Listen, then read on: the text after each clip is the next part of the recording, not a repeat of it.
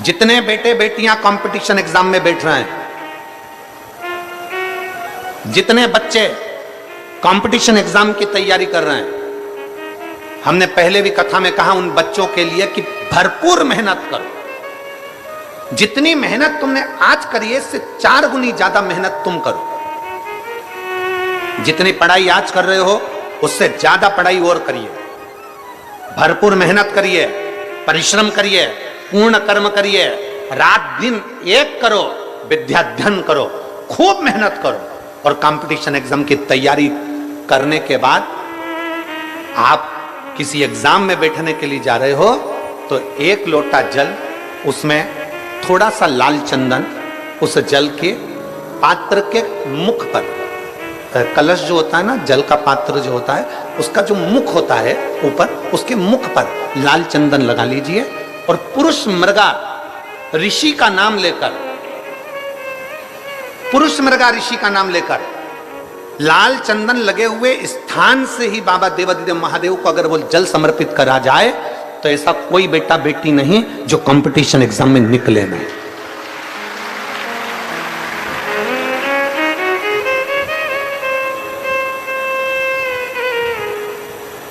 महाभारत की कथा कहती है, शिव महापुराण की कथा कहती है, भगवान द्वारका अपने कुटुंब में रहो, अपनों के साथ रहो, पर इतना याद रखो कि गलत कर्म की ओर ना जाए। हाँ, अगर कोई पाप कर्म जिंदगी में थोड़ा बहुत हो भी गया है तो उस परमात्मा को छोड़ दो कि बाबा 1 लोटा जल में जो रोज तुम्हारे ऊपर चढ़ा रही हूं, यह समझ लेना कि मैंने कोई पाप कर्म करा होगा तो आप मेरे वो पाप को मिटाते चले जाओगे और पुण्य को बढ़ाते चले जाओगे।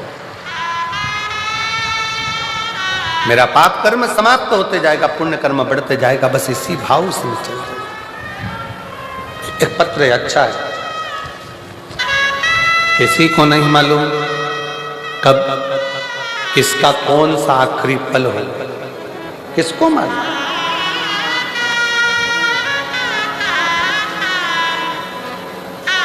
मेरे भगवान भोलेनाथ से, मेरे भगवान से, शिव से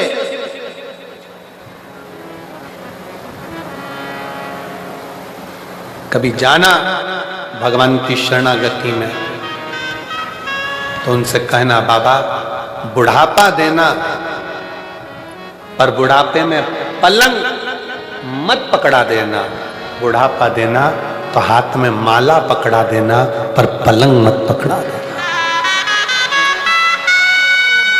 बुढ़ापे में अगर माला पकड़ा दी तो चल जाएगा, पर बुढ़ापे में पलंग पकड़ा दिया तो नहीं चलेगा।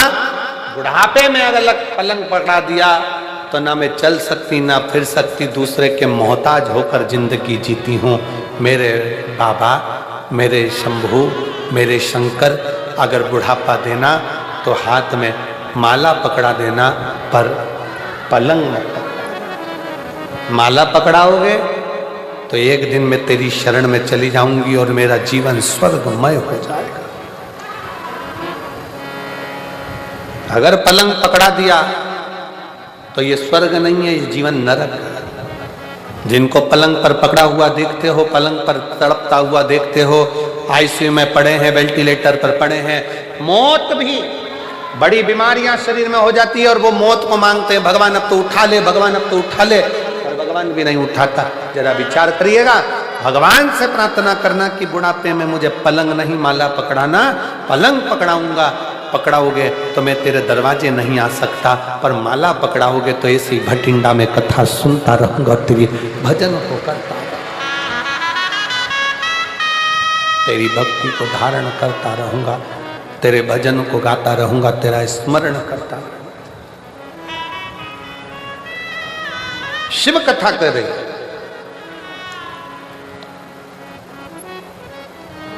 भगवान शंकर का चरित्र करा। देवराज एक्सपायर हुआ, देवराज के प्राण छूटे उससे पहले देवराज शंकर के मंदिर तक पहुंच गया।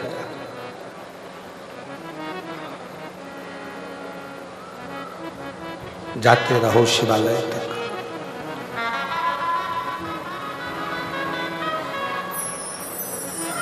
जाते।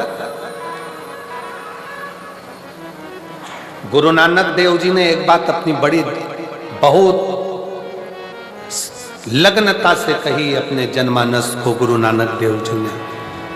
किसके सामने? संत नामदेव जी के सामने। संत नामदेव जी के सामने महाराष्ट्र के वो संत नामदेव गुरु नानक देव जी से मिलने के लिए अपना महाराष्ट्र छोड़कर पंजाब में आकर रहे थे। आप लोगों को मालूम कि नहीं मालूम, पर यदि आप अध्ययन करेंगे तो उसमें मिलेगा कि महाराष्ट्र के संत नामदेव जी महाराज अपना महाराष्ट्र छोड़कर भगवत भजन करते करते विट्ठल पांडुरंगा विट्ठल पांडुरंगा विट्ठल पांडुरंगा कहते कहते पंजाब आ गए थे। और इस पंजाब की भूमि पर गुरु नानक देव जी की संगत करी उन्होंने।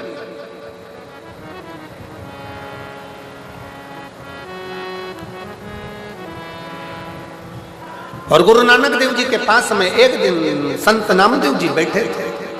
संत नामदेव और गुरु नानक देव जी और नामदेव जी दोनों ही सुमिरन करने वाले थे। भगवत नाम जपना, भगवान का भजन करना, स्मरण करना।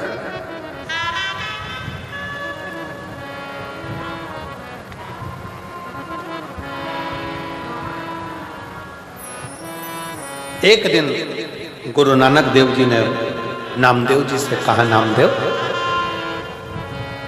अगर मानव की देह मिली है, गुरु नानक देव जी कहते हैं, नामदेव, अगर मानव का शरीर मिला है, मनुष्य की देह मिली है, तो संसार में आने के बाद भय भी बहुत होता है।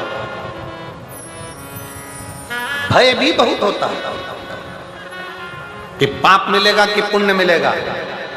पर गुरु नानक देव जी नामदेव जी से कहते हैं, अगर मनुष्य की देह मिलने के बाद आपका सुमिरन, आपका भजन, आपका स्मरण अगर निश्चित है, तो फिर पाप का आडंबर नहीं, पुण्य की प्रबलता में मनुष्य आगे बढ़ता चलेगा। शिव महापुराण कथा करती क्या? शंकर की कथा क्या देती है? शंकर की कथा आपको आडंबर से दूर कर देती है। शिव की कथा में ना बेल है, ना भभूति है। शिव की कथा में ना श्रीफल, ना नारियल। शंकर की कथा में तो केवल एक काम है, बैठे बैठे भगवान का भजन करो, मौका मिले तो एक लोटा जल लेकर शंकर को समर्पित करो। अपना भजन स्वयं को करना पड़ेगा, कोई दूसरा नहीं करेगा। अपना भजन स्वयं करिए, कोई दूसरा नहीं कर सकता। शहनाई थोड़ा श्लोक, अपना भजन स्वयं करिए, अपना स्मरण स्वयं करिए, कोई दूसरा नहीं। हम पहले भी कथा में कहे हैं, छींक आएगी अपने को खुद को छींकना, खांसी आएगी अपने को खुद को खांसना। अब तुमको आ रही छींक और तुम पड़ोसी से कह रहे छींक, वो छींक भी देगा तो तुम्हें कौन सा फायदा है? अपने को चल रही खांसी, पत्नी से कह रहे खांस, तो पत्नी खांस भी देगी तो तुम्हें कौन सा फायदा?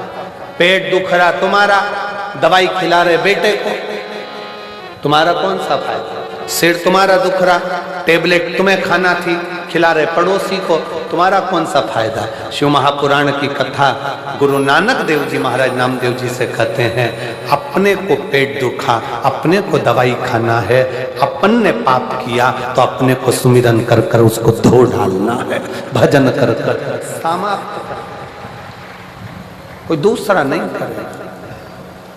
स्वयं मत बुरे कर।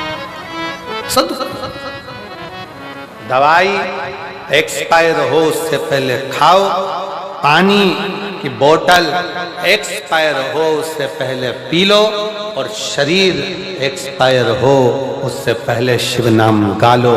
ये मानव की देह का सबसे बड़ा रास्ता।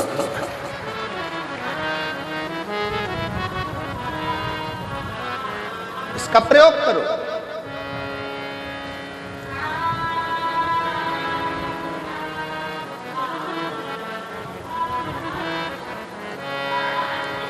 ये किसी काम की खाल नहीं है, ये मनुष्य की शरीर की खाल। शेर मरे तो उसकी खाल काम में आ जाती है, हाथी मरे तो उसकी खाल काम में आ जाती है, बानर मरे तो उसकी खाल काम में आ जाती है, चीता मरे तो उसकी खाल काम में आ जाती है, हिरण मरे तो उसकी खाल काम में आ जाती है। पर मानव ऐसा पाप कर्म कर कर मरता है कि उसकी खाल भी काम में नहीं आती, उसकी खाल भी काम में नहीं आती। शरीर का प्रयोग करो, मरने से पहले शिव नाम जपो, शंकर की भक्ति करो, स्मरण करो, भजन करो, कीर्तन करो, मंत्र जाप करो और अपनी लगनता से कर्म, लगनता से। देवराज के प्राण चले गए, भगवती स्मरण। पूछा शया, शिव कथा कहती है 3 तरह से मरे हुए व्यक्ति को वैकुंठ का सुख नहीं। पहला, पानी में डूब कर मरा हुआ, दूसरा सर्प के डसे से मरा हुआ, तीसरा स्त्री के हाथ से मरा। पानी में डूबकर मरे हुए का भी मोक्ष नहीं है, सर्प के डसे से मरे हुए का मोक्ष नहीं है, स्त्री के चक्कर में, नारी के चक्कर में, नारी के लिए, नारी के चक्कर में प्राण छूटे हैं, स्त्री के हाथ से मरे हुए का भी मोक्ष नहीं।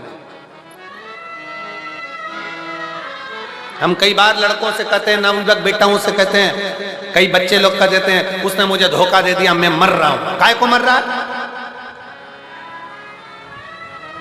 ये तो संसार सागर है, मनुष्य की देह मिली काय के लिए है? यहाँ जितने मिलेंगे सब धोखा देने वाले मिलेंगे, केवल एक वो भोलेनाथ ऐसा है जो जिंदगी में कभी धोखा नहीं देता, वो निभा कर रहता है। संसार में जन्म लिया है, दुख भी आएगा, कष्ट भी आएगा, परेशानी भी आएगी, तकलीफें भी आएगी, सब कुछ होगा, पर आपकी लगन, आपकी मेहनत, आपका परिश्रम आपको मंजिल तक ले जाएगा।